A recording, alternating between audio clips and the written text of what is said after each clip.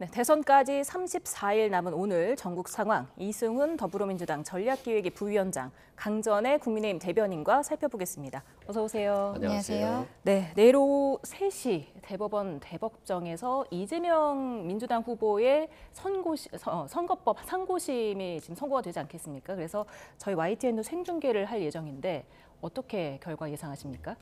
실은 조희대 대법원장이 너무 빨리 잡아가지고 처음엔 좀 당황했어요. 무슨 속내가 있나라고 생각했는데 차분하게 생각해 보면 대선 후보 등록 전까지 결론을 내는 게 좋을 것 같다라고 판단한 것 같고, 대법원은 법률심이거든요. 그러니까 협박을 받았냐, 압박을 받았냐, 이 인식의 영역, 누구를 아나 모르냐는 인식의 영역이고 사실 인정의 문제이기 때문에 법률심의 대상이 아닐 수 있습니다. 그래서 아마도 대법관 사이에서 크게 다툼이 없었을 것 같고, 그러다 보니까 선고기를 빨리 잡은 것 같다. 또한 두 번째 변수는요.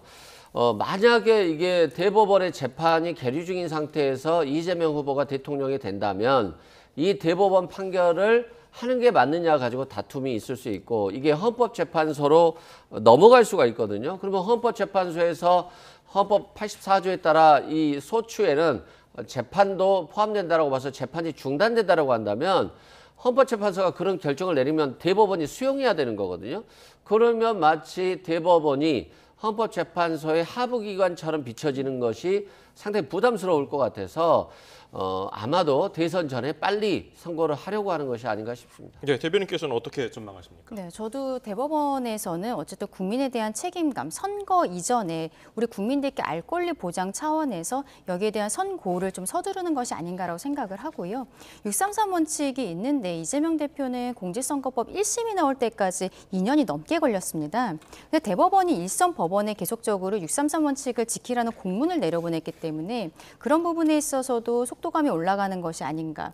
그리고 저는 좀 이승훈 변호사님이랑 다른 생각인데 여기에 있어서 파기 자파는 실질적으로 좀 어려울 것이라 생각하고, 저는 유죄 취지로 파기 환송을 하려는 것이 아닌가 생각합니다.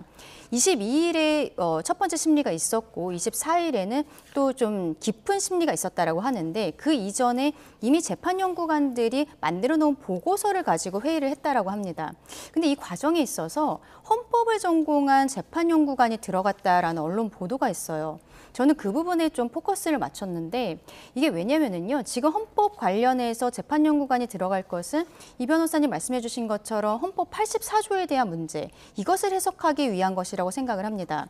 그런데 지금 선거일 전에 여기에 대한 최종 선고를 하는 거잖아요. 그럼 대법원 같은 경우에는 헌법 84조랑 아무런 상관이 없는 거예요. 이재명 대표가 여전히 후보인 상황에 있어서 선고를 하는 것이기 때문입니다.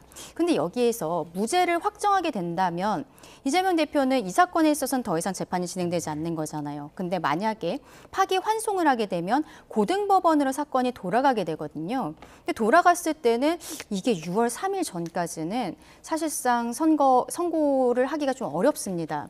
이재명 대표가 유죄로서 판단이 됐기 때문에 그러면 이재명 대표 측의 의견서도 받아야 되는 절차들, 이런 것들이 시간이 좀 걸리는 부분들이 있거든요. 그런 것까지 고등법원에서 다시 한번 여기에 대해 판단할 때는 이재명 대표가 대통령이 될 수도 있다는 전제 하에 헌법을 전공한 재판연구관들도 같이 여기에 회의에 들어갔던 것이 아닌가, 저는 그렇게 생각을 합니다. 네, 사실 633 규정을 조희대 대법원장이 계속해서 강조를 해왔는데, 이 633 규정에 따르더라도 6월 26일까지만 하면 그게 채워지는 것 아니었습니까? 3개월 안에. 근데 지금 2달 가까이 당겨진데 또 조희대 대법원장의 의지가 강하게 작용했다, 이런 분석이 나오더라고요. 그런 것 같아요. 633 원칙이라고 하는 것이 피고인의 방어권을 해치면서까지 지켜야 될 원칙은 아니거든요. 그리고 이걸 지키지 않으면 안 된다, 그건 아니에요. 지키는 게 좋다는 것이고, 다만 이제 아직은 충분히 시간이 남았기 때문에 대선 전에 만약에 무죄가 확정된다라고 한다면 또 국민의힘에 조금 선거운동에 불편함을 주는 거 아니야라고 하는 정치적 고려, 또 선거 전에 무죄가 확정된다라고 한다면 이재명 후보 입장에서는 더 편해지는 상황에서 선거운동을 할 수 있다, 뭐 여러 가지 측면이 있잖아요. 그럼에도 불구하고 그런 정치적 유불리를 떠나서 선거 시작하기 전에 대법원이 결정을 한다라고 하는 것은 이 선고가 정치적 영향력을 최소화시키려고 하는 것 같아요. 그래서 최대한 빨리 한다라고 본 것 같고 선거 이후에는 경우에 따라서는 헌법재판소가 이거 재판 중단해야 된다 결정하면 대법원에서 사건이 계속 계류돼야 되는 거거든요. 그러면 이 결정은 대법원이 하는 것이 아니라 헌법재판소에서 결정하는 거잖아요. 그래서 이 부분이 좀 불편했을 것 같다라고 하는 저는 좀 확신이 들고요. 파기환송할 수 있느냐? 뭐 어차피 서울 고법으로 내려보내겠죠. 파기환송이 되면. 서울 고법으로 내려가면 어차피 선거 전에 결론이 안 나오는 거잖아요. 그러면 굳이 파기환송할 걸 지금 당장 할 필요가 있을까라는 측면에서는 저는 상고가 기각되고 이재명 후보의 무죄가 확정될 가능성이 아주 높다라고 생각됩니다. 예, 파기환송이 되더라도 어쨌든 이재명 후보는 대선에 뭐 출마할 수 있고 선거운동도 할 수 있지만은 뭐 정치적인 부담은 있을 것 같은데요. 그렇죠. 왜냐하면 유죄 취지로서 파기환송을 하게 됐을 때 앞서 말씀드린 것처럼 고등법원에서 6월 3일까지 확정할 수 있는 선고를 하기는 어려울 것이라고 보거든요. 그러면 확정되지 않았기 때문에 이재명 대표는 여전히 피선거권을 가지고 있는 상황입니다. 근데 여기에 있어서는 민주당의 특히 이재명 대표에 대한 지지자분들께서 조금 혼란스러운 상황은 있을 수도 있겠죠. 근데 저는 개인적으로는 지금 민주당 같은 경우에는 이재명 대표의 일당 독재 체제가 지속이 되고 있고 이 사건은 1심에서 이미 유죄가 나왔었어요. 보통 공직선거법은 벌금형이 나오는데 징역형의 집행유예가 나올 정도로 중한형의 선고가 되었고 항소심에서 뒤집혀졌지만 여기에 대해 대법원은 또 모른다는 이야기들이 계속 있는데도 근데 경선 과정에서 거의 90%에 달하는 지지율로서 이재명 대표가 후보로서 그 선출이 되었기 때문에 저는 이재명 대표가 여기에 뭐 파기환송이 된다라고 해도 어떠한 대선에 있어서 민주당 후보로 나가는 것에 있어서는 변함은 없지 않을까. 다만 중도층의 마음들은 이동할 수 있겠다라고 생각합니다. 네, 지금 대법원 전원 합의체 회부된 지 9일 만에 선고가 나는 거고요. 회부가 22일 날 됐고 그 이틀 뒤인 두 번째 합의기일 진행됐을 때 24일에 이미 표결을 통해서 주문을 도출했다는 법조계의 전원들이 따르던데 이게 어떻게 가능한 일정입니까? 그러니까요. 대법원에 정말 사건이 많거든요. 그런데 그 무엇보다도 이재명 후보의 선거법 재판을 신속하게 해야 된다라고 하는 조희대 대법원장의 의지가 확실히 들어간 것 같아요. 다만 대법관들이 충분히 좀 더 차분하게 생각할 수 있는 우리가 급하게 생각했다가도 이후에 생각해 보면 이거 좀 잘못됐네라고 고민이 들 때가 있거든요. 그런 측면에서는 34일 만에 사건 접수되고 34일 만에 선고를 하고 그리고 두 번의 심리 이후에 9일 만에 또 선고기를 잡는 것 자체는 이재명 후보나 민주당이나 지지자 입장에서 보면 약간의 불안함은 조금 있죠. 일단은 뭐 선거가 다 결론을 보기 전까지는 알 수 없잖아요. 탄핵 재판 때도 당연히 8대 0이겠지라고 하면서도 불안한 마음이 좀 남아 있는 거거든요. 그래서 대법원에서 좀 현명하게 빠른 선거이기 때문에 현명하게 선고를 하면 또 국민들이 또 오히려 어떠한 사법 리스크라든가 정치의 사법화보다는 후보의 면면, 정책과 비전을 더 보는 데 집중할 수 있기 때문에 대법원이 또 좋은 결정을 내렸으면 좋겠습니다. 예. 근데 대법원에서 심리를 두 번 한 거잖아요. 근데 이재명 대표가 2020년에도 공직선거법 사건으로 대법원에 사건이 들어온 적이 있었는데 항소심에서는 유죄 판단을 받았습니다. 그런데 대법원에서 그때 뭐 권순희 전 대법관이 캐스팅 보트 역할을 하지 않았냐라는 의혹들이 아직도 있습니다만 그때 무죄 취지로 파기환송이 됐어요. 원심과 대법원에서 결론이 바뀌었는데 그때도 뭐 소부에서 좀 오래 있긴 했습니다만 전원 합의체로 회부된 이후에는 한 달 안에 선고가 나왔고 그때도 심리를 한 번밖에 하지 않았었거든요. 이번 같은 경우에는 처음에 그 대법원 2부로 배당이 되고 당일에 전원 합의체로 회부된 부분들을 보면은 그리고 바로 이틀 뒤에는 이미 재판연구관들이 만들어 놓은 보고서를 가지고 회의를 했다라고 하거든요. 그러면 처음에 이게 3월 26일에 항소심 선고가 있고 그 다음에 곧장 이제 검찰에서 상고장을 제출했기 때문에 기록이 넘어오는데 대법원으로 넘어오는데 며칠 걸리지 않았을 거예요. 그러면 그때부터 대법원 입장에서는 이 사건에 대한 심리를 실질적으로 시작했던 것이 아닌가 그렇게 생각하면 이미 한 달여가 지난 상황이어서 뭐 졸속이라든지 너무 빠른 것이 아니냐 이런 의혹들은 좀 사그라들지 않을까라고 생각합니다. 예, 그러면 대법관들이 가장 고민한 부분은 공직선거법을 엄격하게 볼지 혹은 표현의 자유를 좀 폭넓게 해석할지 이거가 됩니까? 그렇죠. 제가 이제 항상 이 부분에 대해서 이재명 후보에게 무죄가 나올 거라고 생각했던 것들은 아니 내가 국토부로부터 압박을 받았는데 이걸 정치인은 과장되게 협박을 받았다라고 할 수 있는 거거든요. 이건 사람의 인지의 문제잖아요. 우리가 허위 사실 공표죄이지 허위 인식 공표죄가 아니거든요. 그리고 김문기 씨를 몰랐다라고 하는데 알았냐 몰랐냐도 인식의 문제잖아요. 그리고 자꾸 정치의 사법화를 통해서 모든 걸 법원에서 해결하려고 하는데 국민들이 굉장히 똑똑하세요. 그래서 국민들도 정치적으로 판단합니다. 이재명 후보가 말한 것이 맞을까? 틀릴까? 맞을 수도 있고 틀릴 수도 있다라고 판단할 수 있고 그것에 따라서 선택을 하는 거잖아요. 투표를 행사하는 거잖아요. 그러면 국민들께서 판단할 수 있는 정치적인 몫을 모두가 법원에서 판단한다고 한다면 검찰은 저 사람이 무슨 거짓말하고 있는가만 보고 있으면 되는 거예요. 그래서 만약에 대선에서 패배한 후보는 무조건 재판받고 유죄 판결 받고 뭐 구속이 되거나 뭐 피선거권을 상실하거나 이런 상황이 되는 거거든요. 그래서 과도한 검찰의 개입 그리고 정치의 사법화는 지양해야 되고 앞으로도 모든 걸 다 검찰이 해결하는 세상은 없어져야 됩니다. 이 사건 관련해서는 잠시만요. 저기 속보 하나만 전해드리고 다시 얘기 나눠보도록 하겠습니다. 저희가 지금 앞서서 대구 북구 함지산에서 산불이 재발화해서 확산하고 있다는 소식을 전해드렸는데요. 예, 국가 소방동원령이 발령됐다는 소식이 들어왔습니다. 예. 23시간 만에 큰 불길이 잡혔던 대구 함지산 산불 부분 재발화했는데요. 국가 소방동원령이 발령됐다는 소식 전해드렸습니다. 저희가 자세한 소식은 이어지는 뉴스에서 전해드리겠습니다. 네. 계속 말씀하실까요? 예, 일단은 이번에 대법원으로 검찰에서 상고를 할 때 상고 이유에 있어서 공직선거법상 허위사실 유포 이런 그 행위 같은 경우에는 일반 유권자의 입장에서 판단해야 된다. 이게 대법원의 일관된 판례거든요. 근데 거기에 맞지 않는 항소심 판결이 나왔다라는 것이죠.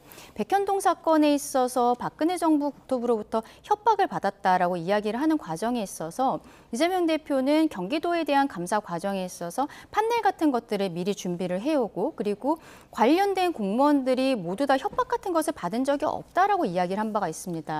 항소심에 있어서도 이재명 대표 측에서 신청했던 증인조차도 오히려 식품연구원과 국토부, 성남시 담당자들이 모였을 때 협박이 아니라 티타임 같은 분위기였다라고 진술할 정도였었거든요. 이런 것들이 일반 유권자의 입장에서 받아들일 수 있는 것인가. 그리고 김문기 씨와의 그 골프 사진에 대해서도 사진을 잘라서 단순히 확대를 한 것인데 항소심 재판부에서는 이것을 조작이라고 봤단 말이죠. 이런 것도 우리 국민들께서 굉장히 의아하게 생각하시는 부분들입니다. 여기에 대해서 대법원에서 바로 잡히는 판결이 나오게 될 것을 기대하고 있습니다. 네, 지금 대법관 12명 중에 중도 보수로 꼽히는 인사가 10명, 그리고 진보가 2명입니다. 특히나 윤석열 전 대통령이 지명한 조희대 대법원장이 보수 성향으로 꼽히는데 이게 영향은 없을까요? 좀 우려는 되죠. 그런데 우리가 헌법재판에서도 봤듯이 보수의 헌법재판관은 탄핵을 각하시킬 거야, 기각시킬 거야 그런 얘기를 했습니다만 결과적으로는 헌법을 수호한다는 헌법재판소가 법에 합치된 8대0 결정을 내렸잖아요.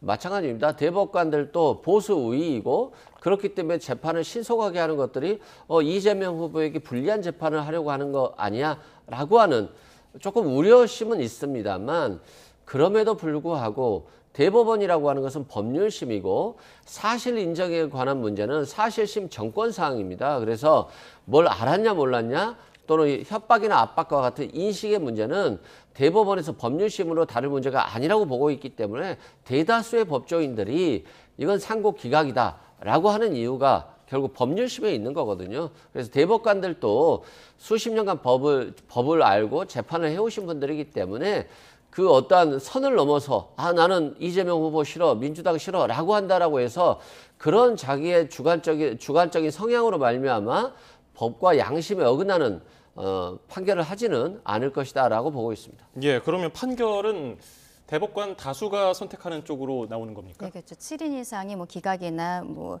여기 인용 의견들이 나오면 그것으로 결국에는 기명 형태로서 판결문이 나오게 되는데요. 내일 같은 경우에는 생중계를 한다고 합니다. 그러면은 여기에 대해서 아마도 이유를 먼저 읽을 것으로 보이고 그리고 마지막에 여기에 대한 선고를 할 것으로 보입니다. 대법원 사건 같은 경우에는 피고인이 출석을 하지 않아도 되기 때문에 민주당 측에서는 이재명 대표가 내일 선고기일에는 출석하지 않을 것이다라고 밝히고 있습니다. 어쨌든 지금 우리 국민들께서 관심을 굉장히 많이 갖고 계시기 때문에 그리고 이번 대선에 있어서 어떻게 보면 이재명 대표가 굉장히 유력한 대선 주자인 것은 사실이기 때문에 이 판결을 생중계를 함으로써 언론에 보도되는 것을 넘어서 국민들께서 이 내용의 하나하나에 대해서 더 관심을 가지실 수 있는 이런 기회가 되지 않을까라고 생각합니다. 네, 지금 같은 당에 있는 주진우 의원이 네. 파기환송 시에 대선 전 네. 5월 안에도 선고가 가능할 거다 그렇죠. 이렇게 말했는데 어떻게 주진우 보세요? 의원께서는 그렇게 말씀을 하셨는데 저는 현실적으로 좀 어려울 거라고 생각을 해요. 왜냐하면 파기환송이 되었을 때 서울고등법원에서 또 이재명 대표 측으로 뭐 송달을 시키고 이런 과정들이 있는데 지금까지 이재명 대표, 이재명 피고인 측의 행동을 보면은 서류 송달 같은 것들 또 지연해서 받는다라든지 그리고 의견서를 내는 과정. 이번 같은 경우에는 무죄가 선고가 되었기 때문에 일단은 검찰 측에서 의견서를 먼저 내야 되는데 유죄로 판단이 됐을 때는 이재명 대표 측의 의견서가 반드시 필요한 부분들이 있거든요. 그러면 또 그 변호사 선임에 있어서도 심급 대리가 있기 때문에 새로운 변호사를 선임을 해야 된다. 이러면서 또 시간을 끌 가능성들이 굉장히 높습니다. 현실적으로 저는 뭐 5월 안에 적어도 6월 3일 대선 전에 뭐 고등법원 사건이 확정이 된다거나 그러기는 어렵지 않을까라고 생각합니다. 예, 민주당 선대위 얘기를 해보겠습니다. 상당히 규모가 커요. 뭐 하나로 딱 정의 내린다면 어떤 선대위라고 할 수 있습니까? 통합선대위라고 보면 될 것 같아요. 과거에 이재명 후보가 대선에 나왔을 때는 뭐 경기도, 성남 출신의 인사들이 뭐 주축이 됐다 뭐 이런 비판들이 많이 있었는데 지금은 통합의 시간이다. 윤석열 정부 3년 동안 국민과 싸우고 야당과 싸우고 야당 대표와 싸우다가 그냥 3년이 지나가 버리고 파면되고 탄핵됐거든요. 그러면 대통령이 국정 동력을 가지려고 한다면 그게 다수당이든 소수당이든 국민과 함께 가야 된다는 원칙은 같은 것이고 그 국민이라는 게 대통령이 어떤 행동을 하든 싫어하는 국민, 좋아하는 국민이 있다라고 한다면 그건 안 되는 거거든요. 국정 동력이 있을 수 없기 때문에 통합의 관점에서 국민을 통합시키고 그리고 국민들이 또 경제가 압축 성장하려고 한다면 함께 가야 된다. 그리고 그게 비명이 됐든 중도가 됐든 보수가 됐든 다 함께 갈 수 있는 거잖아요. 그런 측면에서 통합선대위를 꾸렸고 이재명 후보의 진심을 국민들이 또 받아주셨으면 좋겠습니다. 네, 뭐 총괄선대위원장만 7명, 뭐 네. 김영삼 정부부터 시작해가지고 뭐 노무현 정부, 문재인 정부 시절에 일했던 분들이 다 합류를 했고요. 그리고 지난 대선에 윤 전 대통령 캠프에서 활동한 이인기 전 의원도 합류를 네. 했던데 어떻게 보셨어요? 맞습니다. 지금 뭐 여권 인사들도 들어가고 있습니다. 민주당 측에서는 오늘 나온 선대위가 국민통합선대위라고 이야기를 하더라고요. 여권 인사들을 영입을 하고 외연 확장을 위해서 노력하는 부분은 저희 쪽에서 보았을 때도 굉장히 어떻게 보면 고마운 부분이고 지금 이번 조기 대선 과정에 있어서는 여야 간의 대화가 되지 않았기 때문에 여기까지 온 것이 아닌가라고 생각을 합니다. 그러면 저희 측에서도 이제 추후에 선대위를 구성하는 과정에 있어서 진보 인사들이 들어오고 협치의 물꼬를 틀 수가 있겠죠. 그런데 오늘 선대위를 보면서 저는 아쉬웠던 부분이 당 외의 외연 확장보다는 당 내에서 비명계를 조금 더 끌어안았어야 되는 것이 아닌가라는 생각을 합니다. 이낙연 전 대표가 이 안에 들어가 있지가 않아요. 지난 대선 과정에 있어서 이재명 후보와 이낙연 후보 간에 정말 피 튀기는 싸움으로써 어떻게 보면 이재명 대표의 현재 사법 리스크가 그때 이낙연 발로 나왔다라고 생각할 수 있는데 그 이후에 탈당을 하고 지금 돌아오지를 못하고 있지 않습니까? 근데 여기에 있어서 저는 이재명 대표가 진정성을 보여주려면 이낙연 전 대표에 대해서 한번 만나서 이야기를 하는 시간을 가졌어야 되는 게 아닌가라고 봐요. 근데 그런 노력들이 전혀 없었고 오히려 측근인 정청래 의원 같은 경우에는 이낙연 전 대표에 대해서 서운병에 걸렸다. 그러니까 서운해한다라는 이야기를 하고 싶은 것 같아요. 서운병에 걸렸다면서 환자 취급을 하고 있는 것입니다. 이렇게 당내 당내에 있었던 주류적인 분들에 대해서도 이렇게 뭐 끌어안지 못하는 모습들이 있는데 당 외 인사들을 데리고 온다고 해서 이것이 되겠는가? 최근에도 이재명 대표의 싱크탱크가 교수 한 500명 정도가 들어왔었단 말이에요. 근데 그 안에 내분으로 결과적으로는 해체가 되었습니다. 지금 선대위도 꼭 크다고 좋은 것만은 아닐 것 같다라고 생각합니다. 한 말씀만 들으면요. 이낙연 전 대표는 민주당 분이 아니시고요. 새로운 미래 분이세요. 그건 남의 당의 사람한테 함께 하자고 할 수는 없어요. 그런 측면을 좀 이해하시기 바랍니다. 네, 예. 지금 국민의힘 내용으로 좀 넘어가 보겠습니다. 오늘 밤 10시에 김문수, 한동훈 후보의 TV 네. 토론회가 있지 않습니까? 어떻게 예상하세요? 일단은 너무 조기 대선 과정이 급하기 때문에 TV 토론회가 오늘 한 번이 처음이자 마지막입니다. 오늘 저녁 10시에 하고 내일과 모레 여론조사를 이틀 동안 돌린 다음에 토요일 날 전당대회에서 후보 선출을 하게 되거든요.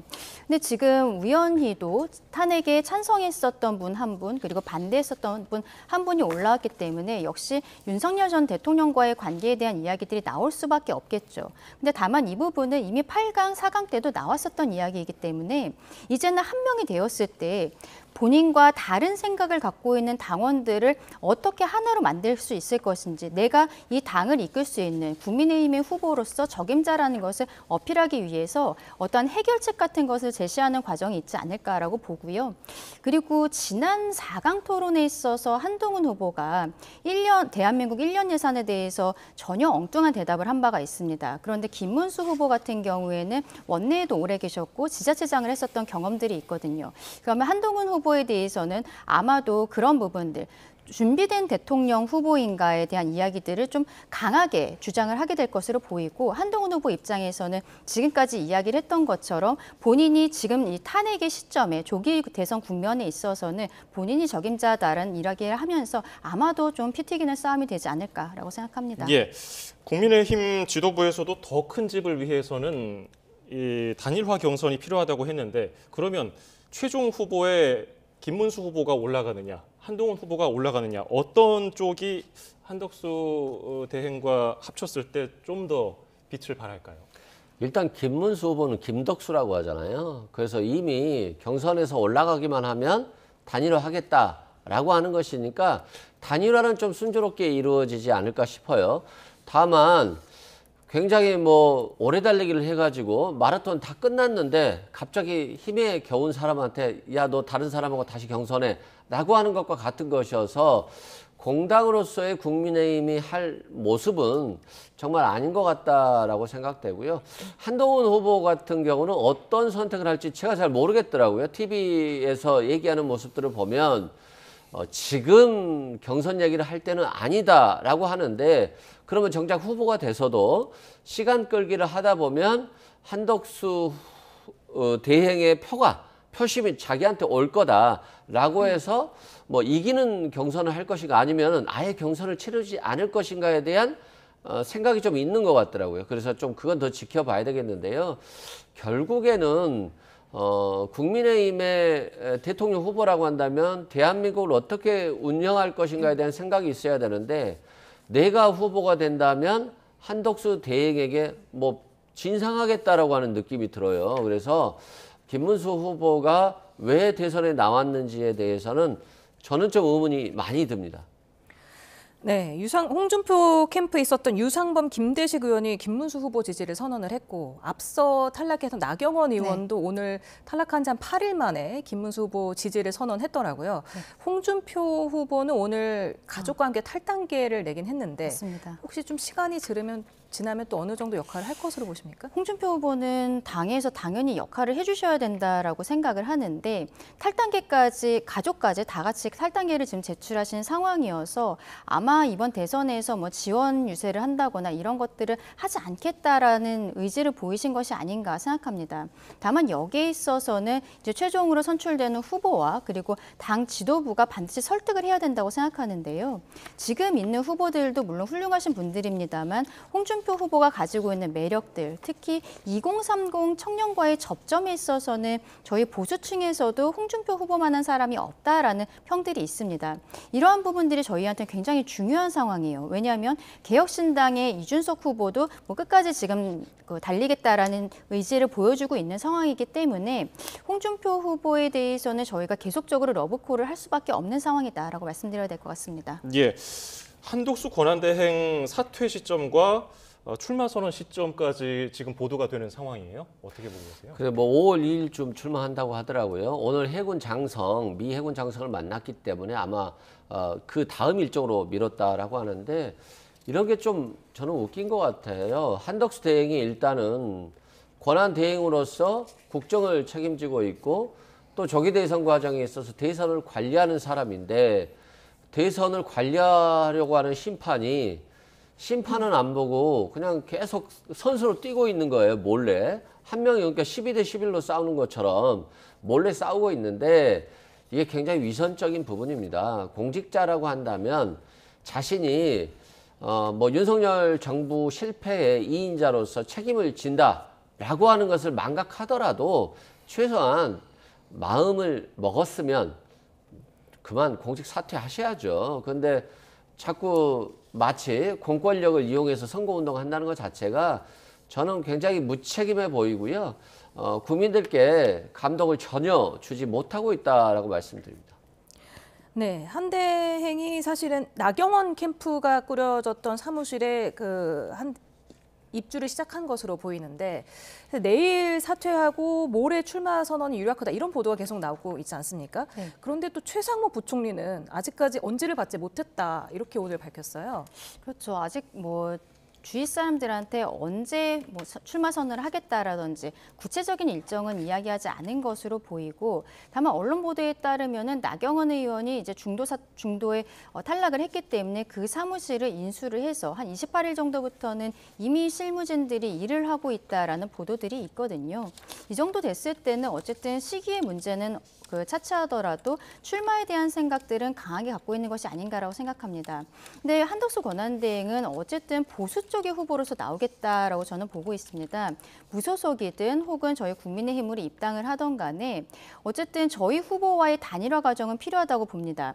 왜냐하면 윤석열 전 대통령의 파면 결정이 있었기 때문에 이번 조기 대선이 이루어지는 것인데 그 파면 결정문을 보면 윤석열 개인에 대한 잘못뿐만이 아니라 민주당의 전행에 대해서도 분명히 짚은 부분들이 있거든요. 그런데 민주당은 거기에 대해서 사과하지 않고 있고 저희 국민의힘 입장에서 보았을 때는 민주당이 그동안 폭주했던 것이 이재명 대표 방탄 때문이 아니었나라는 생각들도 드는 것입니다. 그렇다면 반 이재명 연대로서 지금 뭐 빅텐트라고도 부릅니다만 이러한 형태로 함께해야 된다는 것은 당연하다고 생각을 하고요. 다만 한덕수 권한대행 입장에서는 본인이 왜 출마를 하는지 그리고 왜 보수 후보로 뛰어야 되는지에 대해서 저희 국민의힘 당원들을 설득할 수 있는 명분이 필요하지 않은가라고도 생각합니다. 네, 개혁신당 이준석 의원이 계엄과 조기 대선에 책임 있는 사람과 함께하기 싫다. 묻지마 단일화에 응하지 않을 것. 계속해서 단일화에 부정적인 입장인데 국민의힘에서 어떤 제스처를 취해줘야 한다고 보십니까? 근데 일단은 이준석 의원 같은 경우에는 아직은 저희가 본선 후보가 정해져 있지 않은 상황이고 또 굉장히 젊은 분이에요. 40이 넘어야 피선거권이 대통령으로서 있게 되는데 이제 갓 40이 되면서 나왔고 본인이 그동안에 뭐 안철수 의원에게 대했던 것이라든지 또 작년에 총선 과정에 있어서 이낙연 전 대표와 합당을 하려다가 이게 또 무산이 되고 이런 일들이 있지 않았습니까? 이런 것들을 보았을 때는 본인의 지지층만으로서 일단 이번 대선은 끝까지 가겠다라는 생각을 갖고 있을 수 있다고 봅니다. 다만 이제 본선 과정에 있어서 이 구도가 정말로 보수와 그 진보가 박빙의 승부가 되었을 때 캐스팅 보트 역할을 이준석 대표가 해줄 수 있다면 지난 대선 과정에 있어서의 어떠한 정의당의 모습이라든지 이런 상황들이 있을 수 있기 때문에 그 정도 상황이 됐을 때는 마음이 좀 바뀔 수도 있지 않을까라고 생각합니다. 예, 오늘 말씀 여기서 줄이죠. 이승훈 민주당 전략기획위 부위원장, 강전의 국민의힘 대변인이었습니다. 고맙습니다. 감사합니다. 감사합니다. 감사합니다.